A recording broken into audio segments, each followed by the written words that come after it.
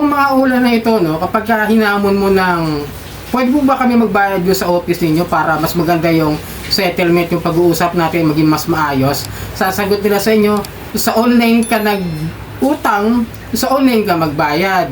Kasi nga, through online lang daw yung transactions na ginagawa nitong mga ulan na ito, itong mga balasubas na mga iilan sa kanila. Kung bakit, papaliwanag ko sa inyo sa video ito. Alright, magandang gabi mga kadyani. Muli, maglalambing lang po muna ako sa inyo na paki-follow po ang aking mga social media account ng Facebook, TikTok at itong aking YouTube channel. Paki-like na rin po, share, hit nyo na po yung notification bell para updated po kayo sa mga videos na ginagawa natin dito about sa usapang ola. So yun nga, no, sa kagaya na sinabi ko nung una, kapag hinahamon mo ang mga ola na ito na magbabayad kayo sa office, sasabihin nila, sasagutin nila kayo na sa online kayo ng utang, sa online kayo magbayad. Sa online ang transaksyon natin. Hindi tayo pwede magpunta sa office dahil hindi pwede magpunta. Sasabihin nila, malayo ho kami, medyo hindi nyo ho kaya makapunta rito, nasa ibang bansa kami. Ang dami nyo lang alibay. Nagparehistro kayo diyan sa SEC, tas sasabihin nyo, malayo yung opisina nyo, wala kayong physical office dito sa Pilipinas, wala kayong physical office na pwede puntahan in case na magkaroon ng problema yung isang kliyente, di ba? Kasi may nagtanong sa akin, sa aking messenger, ang tanong niya, kaya ako na topic ko itong ating tinatalakay ngayon. Pakita ko lang, ayoko pakita yung pangalan niya, okay? Ang sabi niya, sabi ko magsettle ako sa mismong office nila, ayaw po, sa GCash lang daw. Di ba? Ayaw nilang harapin yung katotohanan na sila ay mga nagsisinungaling doon sa mga kliyente nila. Sasabihin, sa online ka ng utang, sa online ka magbayad. Dahil online yung transaksyon natin, magbayad ka sa GCash. Tapos sasabihin pa ng mga balasubas na agent na yan na noong una, hindi mo naman kami hinahanapan ng ganyan. Ngayon, nahahanapan mo kami ng office namin. Pumayag ka nang walang papakita mga resibo. Ngayon, nanghihingi ka sa amin ng resibo. Pumayag ka mangutang, tapos ngayon, ganyan ka, maghahanap ka ng kung ano-ano. Ba, nang-gaslight itong mga ola agent na ito, mga ola na naniningil na collector, di ba? Ito yung kadahilan niya Totoo lang, no? Ang tagal ko na talagang napansin na itong mga ola na ito, nag-a-apply sa SEC. Shoutout SEC, kung nanonood kayo sa mga channel na kagaya nito, i-monitor nyo naman yung mga address. Bakit ko sinasabi ngayon yan, di ba?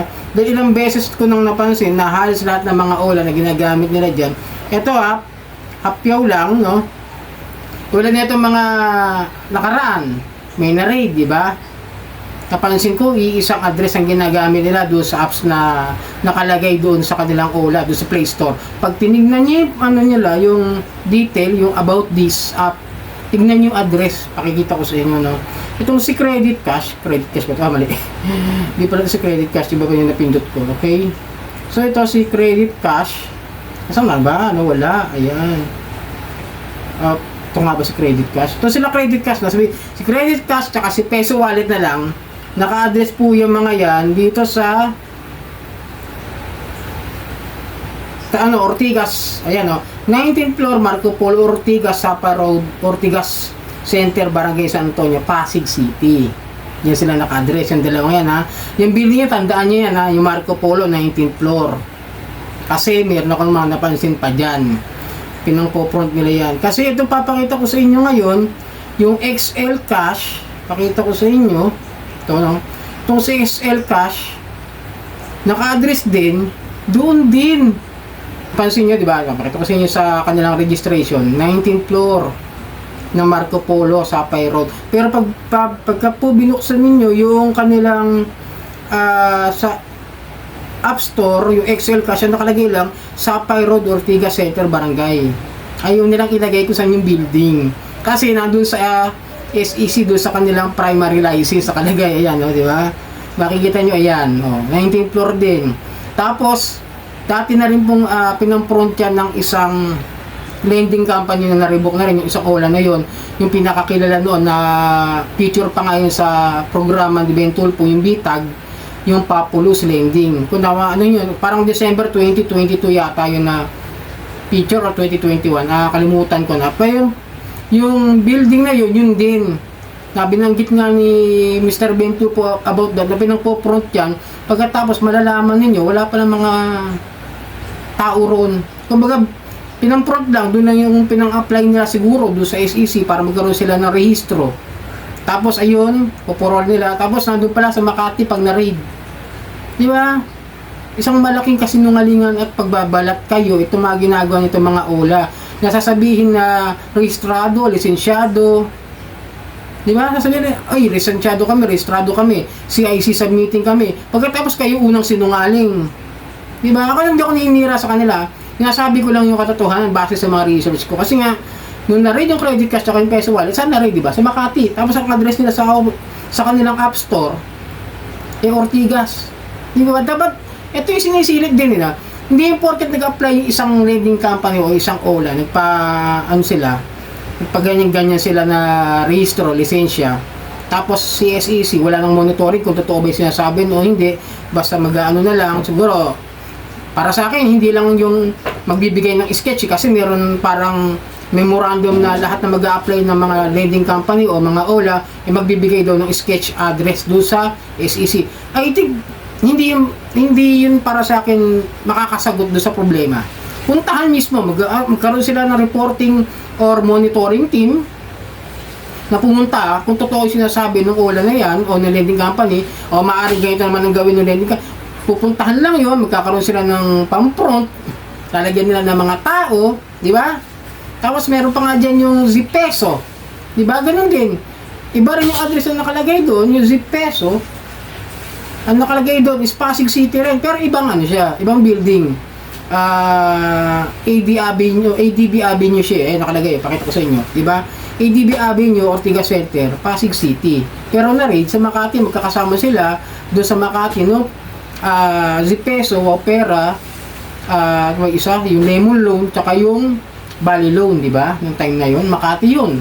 O, di ba? Doon pa lang, halata mo nang sila mismo ang hindi tumutupad at hindi nagsasabi ng totoo sa kanilang negosyong pagpapautang through online. Kaya sabi ko mga kadyan, hindi sa kaya ayaw nilang harapin kayo ng personal kasi sila mismo may problema doon sa address na ginagamit nila. Bakit kayo nagtatago kung legit naman yung lending company o yung online lending loan app ninyo na kumpanya, tapos ayaw nyo magpakita, di ba? Kasi may ginagawa kayo doon na paglabag, sigurado. Doon pa lang, sa simula pa lang ng pagkatago ninyo, sa mga address ninyo na gagamitin nyo, pang front dyan sa mga kliyente na nag-a-apply. Tapos, syempre, pag nakaransang ng pangaharas, pang-abuso, syempre, magreklamo yun. Gusto kayong kausapin ng mga kliyente ninyo para magkaroon ng settlement na maayos. Kahit ako gusto ko magkaroon tayo ng maayos na usapan sa office ninyo para bigyan nyo ako ng official receipt. Kasi pag kami official receipt, ibig sabihin, malinaw na nabayaran na ng kliyente o nung nangutang yung kanilang balanse o yung kanilang natitirang utang sa inyo. Diba? Hindi nyo na pwedeng harasin kasi may resibo na.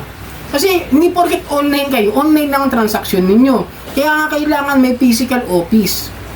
Dito may mga legit na mga lending company dyan na maayos naman pakikipag-usap. Example, si Bilis.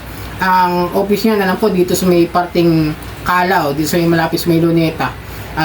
May nakasabay nga ako sa LRT, nakasuot siya ng uniform Bilis papuntang lagpas ng Cariad, so dumiretso pa. Parang, I think, legit talaga doon ang address noon sa may parting Calao Street yun by parting Maynila. Okay? So yun, yung mga ganong klase ng mga lending company na hindi masyadong maabuso o hindi masyadong matataas yung mga interest, talagang may mga physical office. Hindi ka tulad itong mga abusadong OLA, yung na-raid, diba? Ayan, sa Play Store pa rin. At maatake pa rin, wala na nga sa SEC, pero andyan pa rin, nag-ooperate pa rin, diba? Kaya kayo nagkakaroon ng issue Tapos ngayon, sasabihin nyo, through online ng transaction natin. Kasi, ayaw nyong ma-report kayo diyan sa mga ginagawa ng mga ahente o mga kolektor ninyo, diyan sa mga kliyenteng nangungutang sa inyo at hindi basta-basta agad nakakabayad. Pero wala pa nga namang due date, 7 days, 5 days pa lang, tinawagan nyo na lahat ng contact, tinawagan nyo na maghapon, hindi nyo pinatigil yung cellphone ng tao. O tapos hanggang hating gabi, tumatawag kayo, mahal na araw, tumatawag pa rin kayo, di ba? So sana magkaroon kayo ng ideya dito sa video ito, no? At sana nakatulong sa inyo kung bakit ayaw nila kayong harapin ng personal dito sa mga physical office at tayo nila makapagharap sa inyo kung magbabayad kayo ng utang dito sa mga uwalan na ito sa kanilang opisina. Sana nakatulong ang video nito. Muli maglalambing ako sa inyo na paki-follow po ang aking mga social media account, ang Facebook, TikTok at itong aking YouTube channel pa. Maraming salamat po at hanggang sa muli.